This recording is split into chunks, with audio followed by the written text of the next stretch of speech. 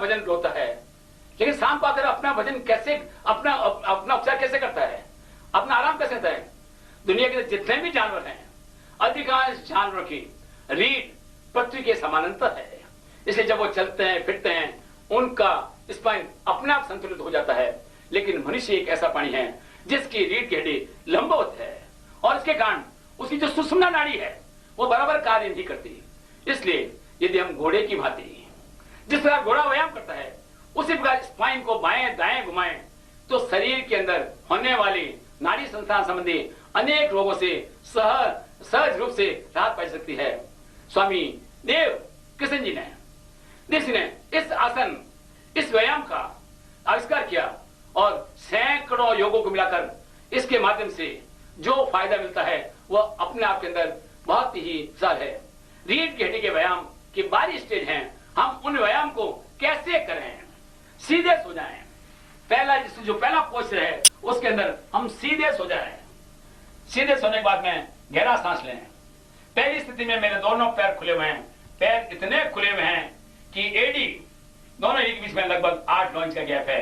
अब सबसे पहले मेरा मुंह, टोडी दाहिनी तरफ जाएगी तो पैर बाईं तरफ, टोडी दाईं तरफ, पैर बाईं तरफ, और पैर जब दाहिनी तरफ जाते हैं तो टोडी दाईं तरफ। इसी प्रकार अब हम जल्दी से इस आसन करते हैं। गहरा सांस लिया और पहले पोस्चर के अंदर सीधा लेफ्ट,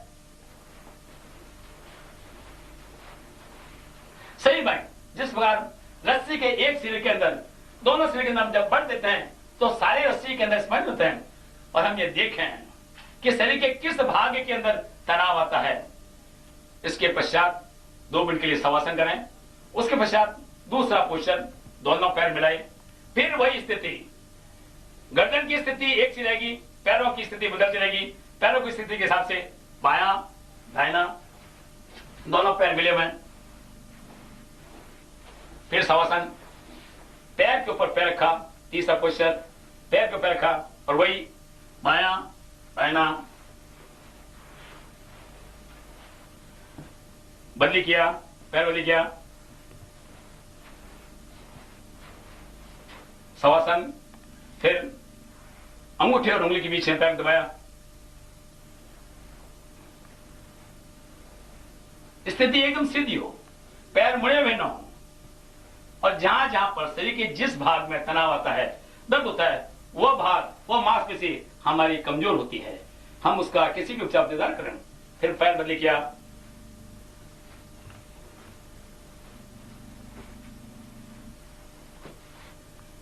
फिर शवासन, दोनों पैर मिलाए,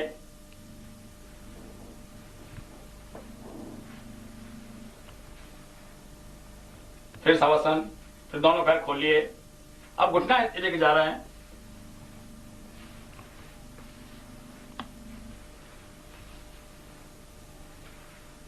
फिर एक जैसे पूरा जैसे हम रुमाल में छोड़ते हैं, घुटने को लॉक किया और पूरा ये पैर इधर की तरफ जा रहे हैं।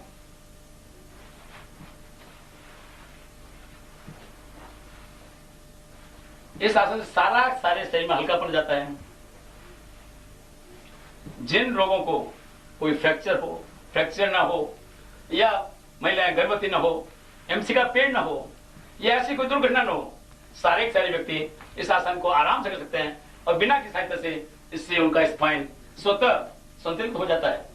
उसके पश्चात हम पैर की एक्सरसाइज करें, साइकिलिंग करें, सीधी साइकिलिंग और फिर उल्टी साइकिलिंग।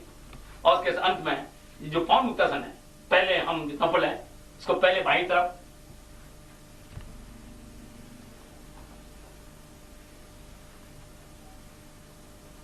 अब अंत में पूरा वजन हमारी लंबर पर, कमर पर चाहिए।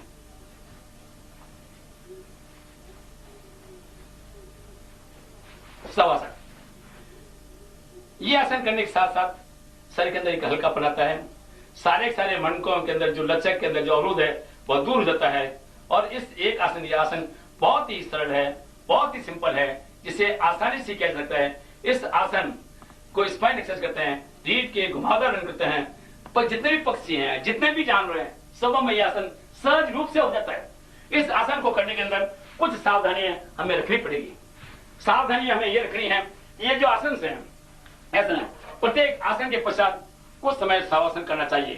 प्रत्येक आसन को कम से कम 5 बार करना चाहिए।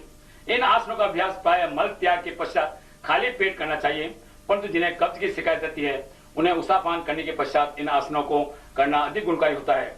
महिलाएं मासिक धर्म के दिनों में एवं गर्भावस्था के 3 मास पश्चात तथा व्यक्ति को शल्य चिकित्सा के तुरंत पश्चात अथवा फ्रैक्चर होने की स्थिति में इन आसनों को नहीं करना चाहिए। प्रत्येक व्यायाम का श्वास भरकर करने से अधिक लाभकारी परिणाम होता है, परंतु जिन्हें इसमें कठिनाई हो वे साधारण स्थिति में भी इन आसनों को कर सकते हैं। आसन करते समय शरीर के साथ किसी प्रकार की जोर जबरदस्ती नहीं करनी चाहिए। जितना सहजता एवं सरलता से शरीर घुमाया जा सकता है उतना ही घुमाना चाहिए। घुमाते समय धीरे धीरे दाएं बाएं जाना चाहिए, अर्थात किसी प्रकार का झटका नहीं देना चाहिए। घुमाते समय शरीर की जिन मांसपेशियों में दर्द हो वे मांसपेशियां शरीर में रोगों से संबंधित होती है। उन मांसपेशियों बदले अनेकों तरीके से उपचार करने से रोग में तुरंत आराम मिलता है। वे मांसपेशियां शरीर में परोक्ष रोग रहते हैं उनका कारण होती है। नियमित इन आसनों के करने से बोलने बच्चों की लंबाई बढ़ने लगती है, नाभि अपने स्थान पर आ जाती है, कब्ज, गैस, थकावट, आलस्य, अनिद्रा आदि अनेक रोगों के अंदर राहत मिलती है।